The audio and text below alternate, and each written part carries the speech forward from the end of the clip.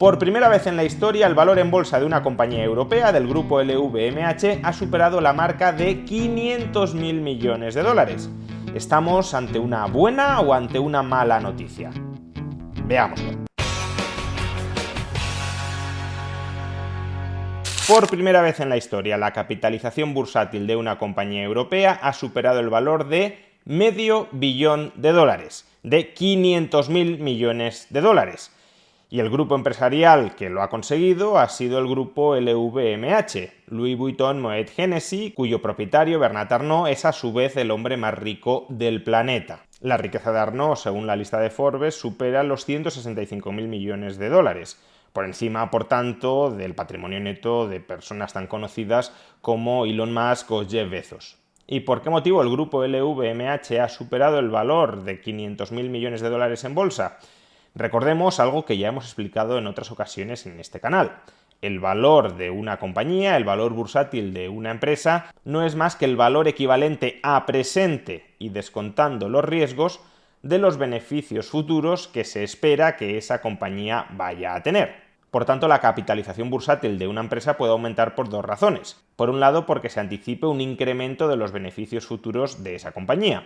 Por otro, porque el tipo de interés al cual se actualizan, al cual se descuentan, al cual se convierten a su equivalente presente y cierto esos beneficios futuros, ese tipo de interés es más bajo y por tanto esos beneficios futuros se descuentan en menor medida. En este caso en concreto, y dado el clima de tipos de interés crecientes que estamos experimentando, la razón fundamental que justifica la revalorización, la fuerte revalorización bursátil que ha experimentado este grupo durante los últimos meses no es otro que sus mejores perspectivas económicas. Es decir, el mercado, los inversores, confían en que sus beneficios futuros van a ser mayores de lo que anticipaban hace unos meses. Es verdad que el hecho de que se trate de una empresa de bienes de consumo, que por tanto ya tiene muchos beneficios esperados en el corto o medio plazo, no son beneficios que tengan que realizarse en el muy largo plazo después de que algunas inversiones muy arriesgadas que están empezando a ejecutar hoy terminen dando sus frutos, sino que año tras año esta compañía, este grupo, ya está recibiendo beneficios muy cuantiosos. Es verdad que este hecho le beneficia o le perjudica menos dentro de un contexto de subidas de tipos de interés. No es una empresa de tipo growth, de tipo crecimiento, que son muy penalizadas por las subidas de tipos porque la mayor porción de sus beneficios futuros están muy alejados en el tiempo y por tanto las subidas de tipos provocan descuentos muy agresivos de esos beneficios muy alejados en el tiempo. En este caso, el grupo LVMH va a recibir muchos beneficios en el corto medio plazo, también en el largo plazo, pero muchos de ellos en el corto medio plazo y por tanto sale menos perjudicada por una subida de tipos de interés.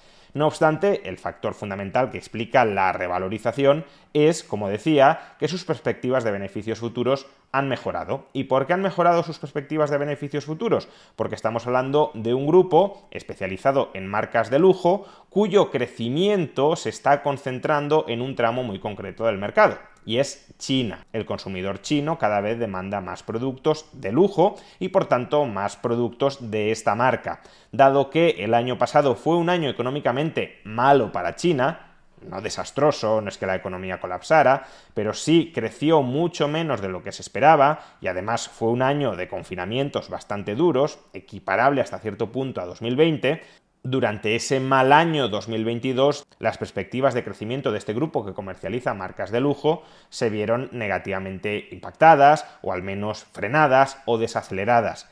Sin embargo, desde que a finales de 2022 el Estado chino dio un giro muy radical a su política de COVID-0 hasta el punto de abandonarla y por tanto desde finales de 2022 se empezó a constatar, se empezó a oler, se empezó a sospechar que la economía china iría mejor de lo que en todo caso habría ido en caso de perpetuar las políticas de COVID-0, las perspectivas de gasto de los consumidores chinos en bienes de lujo se han incrementado y se han incrementado no ya en términos hipotéticos, sino que el grupo LVMH ha publicado que sus ingresos en el primer trimestre de este año 2023 se han incrementado en un 17%. Solo en este primer trimestre de 2023 sus ingresos, que no sus beneficios, sus ingresos fueron de 21.000 millones de euros, como digo, un 17% más que en el mismo periodo del año anterior, y este crecimiento se debió esencialmente al fuerte repunte de la demanda de bienes de lujo, de productos desde China.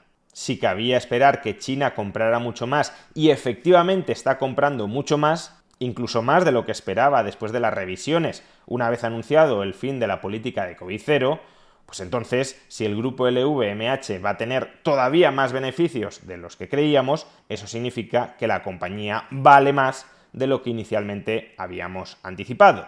Y por tanto, su capitalización bursátil aumenta y hoy ha aumentado superando la cifra de 500.000 millones de dólares.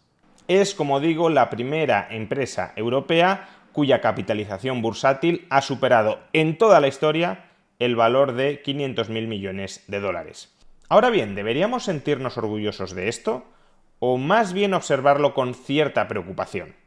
Al fin y al cabo, el hecho de que una empresa adquiera tal capitalización bursátil son buenas noticias porque pone de manifiesto que, si no hay privilegios estatales de por medio, esta compañía está generando mucho valor para los consumidores y se espera que lo siga generando en el futuro. Pero claro, el hecho de que sea la primera y por tanto única empresa hasta el momento en haber superado la capitalización bursátil de 500.000 millones de dólares, lo que pone de manifiesto es un cierto desierto empresarial dentro de Europa. Y es que claro, las dos siguientes compañías europeas más valiosas, el grupo alimenticio suizo Nestlé o la farmacéutica danesa Novo Nordisk, tienen una capitalización bursátil inferior a los 400.000 millones de dólares. Es decir, que ambas empresas están a bastante distancia del grupo LVMH.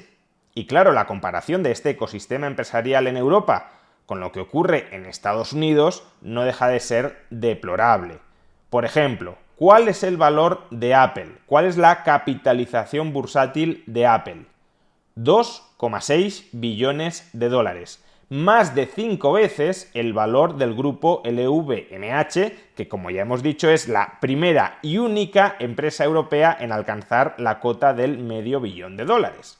Por tanto, la empresa estadounidense más valiosa es 5 veces, más de 5 veces más valiosa que la compañía europea más valiosa. Pero es que claro, además Estados Unidos tiene muchas otras empresas más valiosas que la compañía europea más valiosa. Por ejemplo, la capitalización bursátil de Microsoft es de 2,1 billones de dólares. La capitalización bursátil de Alphabet, de Google, es de 1,3 billones de dólares. La capitalización bursátil de Amazon es de 1,1 billones de dólares. Todas estas empresas valen el doble, el triple o 4 veces más que la empresa europea más valiosa. Y a su vez también podemos mencionar a Nvidia, que tiene un valor de casi 700.000 millones de dólares, o a Tesla, que después de un periodo complicado en bolsa todavía tiene un valor hoy de $500 millones, es decir, lo mismo que vale el grupo LVMH. En definitiva, que Europa tenga por primera vez en su historia una empresa con una capitalización bursátil de más de 500.000 millones de dólares es más un síntoma de un fracaso que de un éxito, porque el éxito o el fracaso en gran medida se miden en términos comparativos. Y si nos comparamos con una economía como la estadounidense, que tampoco es una economía como para tirar absolutamente cohetes, no es una economía tan libre como lo fue en el pasado, tan innovadora como lo fue en el pasado, pero aún así es una economía más libre y más innovadora que Europa. Si nos comparamos con Estados Unidos, la situación del ecosistema empresarial europeo es ciertamente lamentable. Y es lamentable porque los políticos europeos, no ya los actuales, sino los que hemos sufrido durante las últimas décadas, han terminado esclerotizando la que fue la zona, la región económica más próspera de todo el planeta. La zona donde surgió la revolución industrial y la zona que, por tanto, contagió de prosperidad al resto del planeta. Pero esa prosperidad terminó engendrando políticos liberticidas, intervencionistas y regulacionistas que en última instancia han acabado asfixiando esa prosperidad. Y por eso hoy vivimos de glorias del pasado y de nuestra capacidad por colocar esas glorias del pasado a los nuevos mercados emergentes. Pero cada vez pintamos menos en el mundo porque políticamente hemos optado por asfixiar nuestra creatividad, nuestra innovación, nuestra empresarialidad, en definitiva, nuestra capacidad para generar no solo riqueza, sino más riqueza que el resto. Hoy Europa es un geriátrico empresarial.